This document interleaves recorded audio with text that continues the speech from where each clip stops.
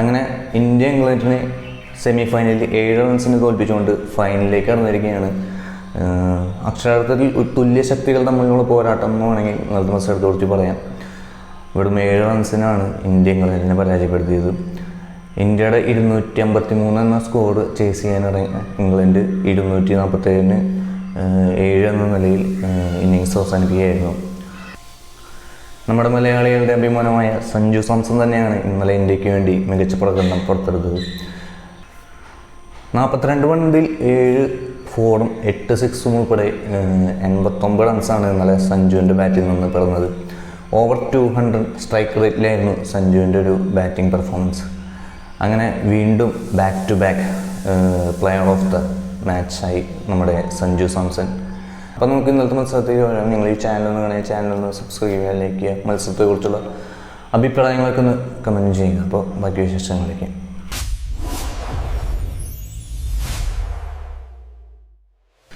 അങ്ങനെ ടോസ് നേടിയ ഇംഗ്ലണ്ട് ഇന്ത്യയെ ബാറ്റിങ്ങിനൊക്കെയായിരുന്നു. ഇന്ത്യൻ ടീമിൽ മാറ്റങ്ങളൊന്നും ഉണ്ടായിരുന്നില്ല. ഇംഗ്ലണ്ട് ടീമിൽ ഒരു മാറ്റമാണ് ഉണ്ടായിരുന്നത്. റഹാൻ അഹമ്മദിന് പകരം ജാമി ഓട്ടനാണ് ഇംഗ്ലണ്ടിലെ പ്ലെയിനിലേക്ക് വന്നത്.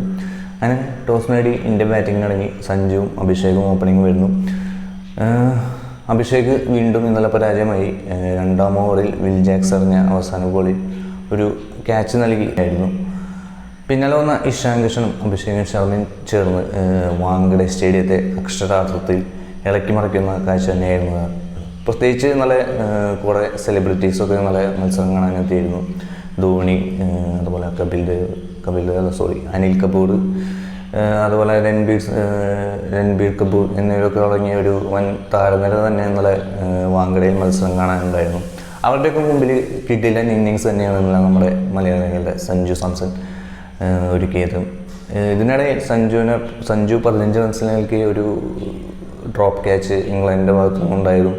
ഇന്ത്യക്ക് അനുകൂലമായി വഹിക്കുകയായിരുന്നു. സഞ്ജുവിനൊരു നല്ലൊരു ലെഗ് തന്നെയായിരുന്നു അത്. അതായത് മിഡ് ഓണിലേക്ക് പറത്താനുള്ള ശ്രമത്തിലൂടെ ഹാരി ബ്രൂക്കിൻ്റെ കയ്യിലേക്ക് ഒതുങ്ങേണ്ടായിരുന്നു പന്ത് അദ്ദേഹം വിട്ടുകളയായിരുന്നു. ശരിക്കും പറഞ്ഞാൽ ഒരു ടേണിംഗ് പോയിൻ്റ് തന്നെയായിരുന്നു മത്സരത്തിൽ എന്ന് പറയാം. ആ ഒരു ക്യാച്ച് എടുത്തെങ്കിൽ ഒരുപക്ഷെ ഇന്ത്യക്ക് ആ ഒരു സ്കോറിലെത്താൻ സാധിച്ചില്ല.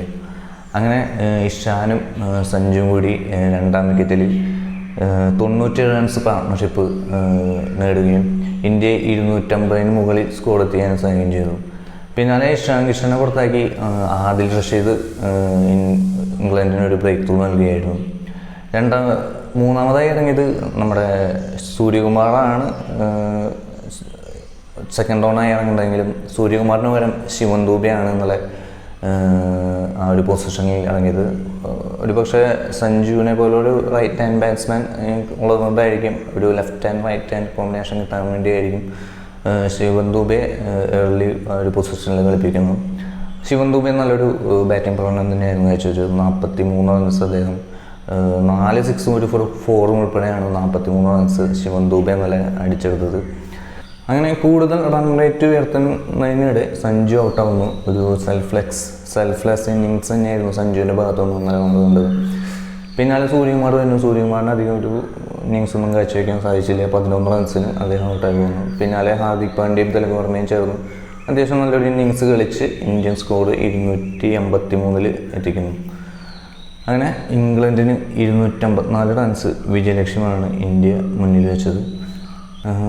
അങ്ങനെ ഇന്ത്യയുടെ 253 എന്ന സ്കോർ ചേസ് ചെയ്യാനിറങ്ങിയ ഇംഗ്ലണ്ട് പവർ പ്ലേയിൽ തന്നെ 3 വിക്കറ്റുകളും വീഴ്ത്തി ഇന്ത്യൻ ബോളർമാർ മികവ് കാട്ടി. Harry Brook, Phil Salt, Jos Buttler എന്നീ 3 പേരെയാണ് ഇന്ത്യൻ ബോളർമാർ പവർ പ്ലേയിൽ തന്നെ എടുത്തത്. എന്നാൽ ജേക്കബ് ബദൽ അപ്പുറത്ത് സഞ്ജു ആണെങ്കിൽ ഇപ്പുറത്ത് ജേക്കബ് ബദൽ എന്ന ഒറ്റയാൾ പോരാട്ടം തന്നെയായിരുന്നു പിന്നെ വാങ്കഡെ സ്റ്റേഡിയം സാക്ഷ്യം വഹിച്ചത്. കിഡിലൻ ഇന്നിങ്സ് തന്നെയായിരുന്നു. ഏകദേശം സഞ്ജു കളിച്ച അതേ ഒരു സ്ട്രൈക്കിൽ തന്നെയാണ് ജേക്കബ് ബദലിൻ്റെ ഇന്നിങ്സ്. 8 4-ഉം 7 6-ഉം ഉൾപ്പെടെ 48 ബോളിൽ 105 റൺസാണ് ഇന്നലെ ജേക്കബ് ബദൽ നേടിയത്. കൂട്ടിന് വിൽ ജാക്സും സാം കറനും ഉണ്ടായിരുന്നു. അതുകൊണ്ടാണ് ഇംഗ്ലണ്ട് ആ ഒരു സ്കോർ ഓവർ 200 സ്കോർ കടന്നതും.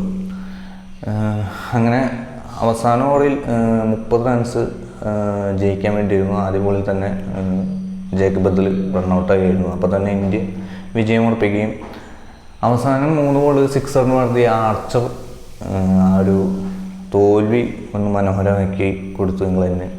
അങ്ങനെ ഇന്ത്യക്ക് 7 റൺസ് ജയം. ഇനി അടുത്തത് ഫൈനലാണ്. ഫൈനൽ അഹമ്മദാബാദിൽ വെച്ചാണ്. അഹമ്മദാബാദ് നമുക്കറിയാം വളരെ അത്ര നല്ല ഓർമ്മകളും നല്ലതൊന്നാണ് അത്. 2023 വേൾഡ് കപ്പ് ഫൈനൽ, അതുപോലെ ഈ വേൾഡ് കപ്പിലെ ക്വാർട്ടറിൽ സൗത്ത് ആഫ്രിക്കയോടുള്ള തോൽവി. അപ്പോൾ ഇതൊക്കെ ഒന്ന് മറക്കാനുള്ളൊരു മത്സരം കൂടി ആയിരിക്കും ഫൈനൽ. ഇന്ത്യ വിജയിക്കട്ടെ എന്ന് ആശംസിക്കുന്നു. അപ്പോൾ അഹമ്മദാബാദിലെ മത്സരം വിശേഷങ്ങൾ വീണ്ടും കാണാം. അതുവരെ ബൈ.